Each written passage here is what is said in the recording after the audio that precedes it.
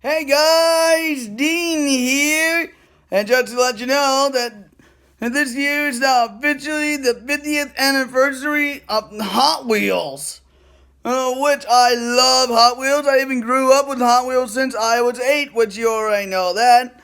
And also, that's even why I got some very interesting Hot Wheels I want to open up with. Now I want to open up I want to open up tomorrow. Because tomorrow is going to be another special thing that I'll be telling you about in a part 2. Which I'll show you the Hot Wheels I'm going to open up tomorrow. And the reason why I'm going to make a part 2 of this video tomorrow is because I have something else to do tomorrow. Which I'll tell you that before I do the unboxing. Here are the Hot Wheels I'm going to open up tomorrow, by the way. Very awesome, right? Because believe me, I know.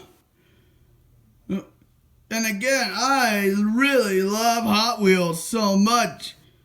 And alright, I better get going here. Because I got other stuff to do tomorrow before I do the unboxing. So, I'll see you in the next video. Tomorrow. Oh, and by the way, happy anniversary, Hot Wheels! Bye!